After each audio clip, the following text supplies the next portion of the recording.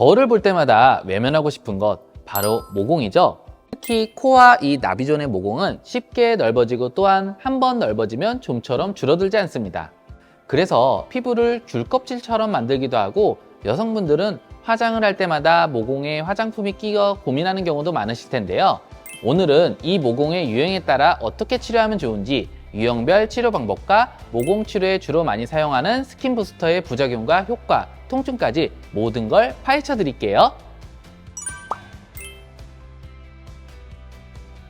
안녕하세요. 피부를 연구하고 피부에 감동하는 김동아 피부과 의사입니다. 봄, 여름, 가을, 겨울 계절을 가리지 않고 언제나 고민하게 되는 것이 있습니다. 바로 모공입니다. TV 속 연예인들을 보며 이런 생각을 하신 경우가 있으실 거예요. 와, 피부가 정말 매끈하다. 와, 어쩜 저렇게 피부가 좋을까? 얼굴에 커다란 트러블이 있는 사람만 이런 고민을 하느냐? 그렇지 않습니다.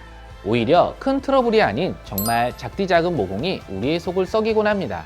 모공만 작아도 정말 도자기 같은 매끈한 피부로 보일 수 있는데 도대체 왜 우리의 모공은 커질까요?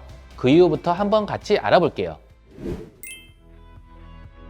모공은 말 그대로 털이 나오는 구멍입니다. 또 피지샘이 연결되어 있기 때문에 모공에서 피지가 분비되기도 하죠. 사실 우리 피부, 특히 얼굴 피부와 같은 경우에는 수염이 아닌 이상 붉은 털이 수북하게 나는 게 아니기 때문에 모공이 굳이 클 이유가 없습니다. 하지만 그럼에도 불구하고 모공이 커지는 이유가 분명히 있죠. 크게 세 가지로 나눠 볼 수 있는데요. 첫 번째 원인은 바로 피지 분비입니다. 방금 전 모공은 피지가 분비되는 통로라고 말씀드렸죠. 그런데 이 피지의 양이 일정 이상으로 많아지게 되면 많은 양의 피지가 분비되느라 그 통로인 모공이 넓어지게 되는 것이죠. 두 번째 원인은 모공이 막힌 경우입니다. 화장을 제대로 지우지 않는다든지 세안을 깨끗이 하지 않았을 경우 모공이 막힐 수 있습니다. 피부 안쪽에서는 계속해서 피지가 발생하는데 겉에서는 노폐물과 각질세포가 모공을 막아버리기 때문에 피지가 원활하게 분비되지 못하고 점점 쌓이면서 모공이 넓어지는 것입니다. 특히 잔털이 많은 분들은 피지가 엉겨붙으면서 더 모공이 잘 막히곤 합니다. 마지막 세 번째 원인은 모공벽을 이루고 있는 탄력 섬유가 피부 노화로 인해 악화되어 모공을 수축하는 힘을 약하게 만들었을 경우입니다. 조금 더 쉽게 말하자면 모공이 늘어났더라도 탄력 섬유가 충분한 강한 힘으로 줄여둔다면 문제될 게 없지만 모공을 줄여주는 힘이 부족하기 때문에 피부 탄력이 축 늘어지듯 모공도 늘어지게 되는 것입니다. 모공이 늘어났다고 해서 모두가 똑같은 천편일률적인 치료를 받는 것은 아닙니다. 피부과 전문의와 상담 후에 나의 피부 고민의 유형에 맞는 치료를 받게 되는데요. 모공도 참 다양한 유형이 있죠. 첫 번째, 모공이 딱딱하고 좁혀지지 않는 유형이라면 인라이튼 피코프락셀을 추천드립니다. 인라이튼 피코프락셀은 짧은 시간에 강력한 에너지를 고민 부위에 조사함으로써 치료가 진행됩니다. 모공뿐만 아니라 기미, 잡티 혹은 흉터와 같은 다양한 피부 고민에 활용되며 콜라겐 재생을 통해 보다 더 부드럽고 탱글탱글한 피부로 만들어주는 데 일조하는 치료법인데요. 특수 렌즈인 MLA라는 것을 이용해서 프락셀 효과를 내는 방식입니다. 피부 안쪽 깊숙한 곳에 있는 진피층까지 에너지가 도달해서 진피층에서 콜라겐이 재생될 수 있도록 촉진하고 이를 통해 흉터의 재생이나 넓어지고 늘어진 모공 개선, 피부결 개선, 탄력 개선 등의 효과를 얻을 수 있는데요. 기존의 프락셀은 치료를 받고 나면 딱지가 생겨서 일상생활에 불편함이 생기곤 했는데 인라이튼 피코 프락셀은 딱지가 생기지 않아 곧바로 일상생활 복귀가 가능합니다. 그래서 요즘은 점심시간이나 틈새 시간을 이용해서 치료받는 분들이 증가하고 있기도 합니다. 두 번째, 탄력이 저하되었다면 모공 개선에 보편적으로 사용되는 스킨보톡스를 추천드리고요. 세 번째, 모공과 페인 모공 그리고 여드름 흉터까지 같이 있다면 스킨부스터 치료인 주베롭과 코 주변 혈관 확장이 확정되면서 탄력 저하가 동반되는 모공 문제라면 니드RF 실포맥스를 추천드립니다. 이 외에도 피지가 너무 과다하거나 피지 섬유종이 있다면 카프리 레이저를 받아보시는 것이 좋고요. 마지막으로 블랙헤드와 솜털, 코 소극성 성부증이 고민인 분이라면 클라리티2를 받아보시는 것이 도움이 됩니다. 병원에 오신 분들과 상담을 하다 보면 이미 효과 좋다고 입소문한 치료법에 대해 알고 오시는 경우가 상당히 많더라고요. 그중 한 가지가 바로 스킨보톡스인데요. 자리에 앉자마자 원장님 저도 스킨보톡스 맞아보고 싶어요 라고 하시는 분들이 굉장히 많아요. 그런데 아무리 좋은 치료법이라 하더라도 그게 도대체 어디에 어떻게 좋고 어떤 식으로 이루어지는지 우리가 알아야 하잖아요. 모공이 좋다고 하는데 어떤 원리로 좋은 건지, 왜 좋은 건지 그동안 여러분들이 몰랐던 부분을 지금부터 설명해 드릴게요.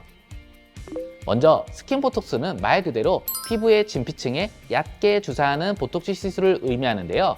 흔히 우리가 보톡스를 맞을 땐 주름 고민을 갖고 있을 때 맞곤 합니다. 자, 그럼 그럴 때 맞는 보톡스와 스킨보톡스는 뭐가 다르냐? 바로 주사 깊이입니다.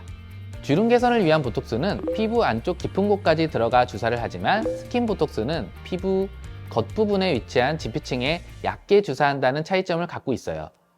그렇기 때문에 일반적인 주름 보톡스보다 통증이 덜하고 간단한 마취만으로 거의 통증이 없는 상태에서 시술이 가능하기 때문에 통증이 무섭거나 혹은 평소 통증에 민감하신 분들도 안심하고 시술 받으실 수 있습니다. 스킨보톡스의 가장 두드러지는 효과는 주사 후에 안면 근육 경직이나 마비 없이 자연스러운 표정 연출이 가능하면서 주름 개선이 가능하다는 점이 있고요. 또 피부에 직접적으로 작용하면서 안면 피부가 전체적으로 탱탱해지고 매끈해진다는 장점이 있습니다. 턱 라인에 주사했을 때는 얼굴 라인이 업이 되는 리프팅 효과를 볼 수도 있고, 보톡스가 혈관 확장 물질의 분비를 억제해주기 때문에 얼굴이 쉽게 붉어지는 안면 홍조증도 개선할 수 있습니다. 그리고 마지막으로 가장 중요한 것, 바로 모공 수축이 가능하다는 장점이 있습니다. 스킨보톡스를 맞게 되면 피지 분비가 줄어들면서 모공이 점차적으로 수축하게 됩니다. 당연히 피부가 평소 번들거리던 분들은 피지 분비의 감소로 그 번들거림이 잡히고 이전보다 훨씬 더 뽀송뽀송한 피부 상태를 확인해 볼 수 있습니다. 아무리 좋은 시술이라도 일주일에 몇 번씩 혹은 한 달에 몇 번씩 병원을 왔다 갔다 하면서 시술받아야 한다면 정말 불편감이 이만저만이 아닐 텐데요. 스킨보톡스는 피부에 주사하는 보톡스이기 때문에 내성이 위험이 있어요. 때문에 아무리 내가 이 시술에 만족했다 하더라도 시술 주기는 최소 3개월 정도는 텀을 두시는 것이 좋고, 그럼에도 내성이 걱정이 된다면 내성 유발 물질인 단백질이나 불순물을 제거한 제품으로 시술받는 것도 좋은 방법입니다. 스킨보톡스는 얼굴 전체에 시술받는 주사이기 때문에 주사 부위에 멍이나 붓기가 생길 수 있습니다. 또 시술 직후에 불룩한 모양의 엠보가 지속된다는 단점이 있습니다. 하지만 이 부분은 일반적인 부작용이기 때문에 크게 걱정하실 필요는 없습니다. 수시간에서 하루 이틀 정도의 시간이 지나면 사라지는 부분들인데요. 다만 결혼식이나 소개팅 같은 중요한 일정을 앞두고 있다면 최소 일주일 이상의 간격을 두고 시술 받으시길 추천드립니다. 모공을 줄이기 위해서는 병원 시술도 중요하지만 생활 습관을 개선하는 것도 중요한데요. 그렇다면 모공을 줄이는 습관에는 어떤 것들이 있을까요? 아마 여러분들의 최대 관심사가 아닐까 싶은데요. 가장 쉽게 할 수 있는 방법은 화장품을 살펴보는 것입니다. 지금 한번 확인해 보세요. 혹시 여러분의 화장품이 미네랄 오일이나 코코넛 오일 같은 오일이 많이 들어있진 않나요? 혹은 이소피로필 미리스테이트라든지 이소프로필 팔미테이트, 라노닐린과 같은 성분이 들어있진 않나요? 이런 성분들은 모공을 막고 여드름을 유발할 수 있는 성분이기 때문에 늘어난 모공 때문에 고민이 된다면, 모공이 늘어나는 게 신경 쓰인다면 그런 성분의 화장품은 사용을 피하는 것이 좋습니다. 화장품을 사용하실 땐 오일프리, 논 코메도제닉 제품을 사용하는 것이 모공 건강에 더 좋다는 사실 기억하세요. 모공을 줄일 수 있는 또 한 가지 쉬운 방법은 세안을 아침 저녁으로 2번 하는 건데요. 흔히 우리가 과음을 하고 나서 혹은 귀찮다는 이유로 세안을 하지 않는 채 잠들곤 하는데요. 이런 습관들이 모이고 모여 모공을 막고 여드름까지 유발을 시키게 됩니다. 때문에 하루에 2번 아침 저녁으로 세안하는 습관을 들임으로써 모공의 막힘을 예방할 수 있고요. 하루 종일 생활하면서 활동하면서 쌓인 노폐물 그리고 화장품들이 모공을 막고 있는 것을 제거할 수도 있습니다. 특히 여름철과 같이 피지 분비가 활발할 때는 모공이 막히고 피지가 쌓였을 때 세균 감염이 동반되면서 화농성 여드름으로 이어질 수 있는 만큼 아침 저녁으로 꼼꼼하게 세안할 필요가 있습니다. 세안 시에는 반드시 미온수로 부드럽게 씻어주는 것 잊지 마시고요. 마지막으로 3번째 방법은 주기적인 각질 제거입니다. 살리시스탄이라는 지용성의 각질 제거 성분의 제품을 이용하여 각질을 제거해주면 블랙헤드와 과한 유분을 제거해줄 뿐 아니라 우리의 모공을 청결한 상태로 유지시켜줄 수 있어요. 다만 살리시스탄은 피부 장벽 파괴의 원인이 되기도 하기 때문에 각질 제거는 너무 자주 하지 마시고 1, 2주에 1회 혹은 한 달에 한 번 정도 하시기를 추천드립니다. 자, 오늘은 한 번도 안 한 사람은 있어도 한 번만 한 사람은 없다는 스킨보톡스 그리고 모공을 줄이는 치료법에 대해 알아보았는데요. 거울을 보면서 언제나 늘어진 모공이 고민이었다면 이번 기회에 나도 도자기 같은 피부를 갖고 싶다 하신다면 피부과 전문의와 상담 후 적절한 시술을 받아보시기 바랍니다. 언제나 여러분의 맑은 피부를 위해 발로 뛰는 친구와 같은 의사. 지금까지 올바른 더말의 피부과 전문의 김동아였습니다. 감사합니다.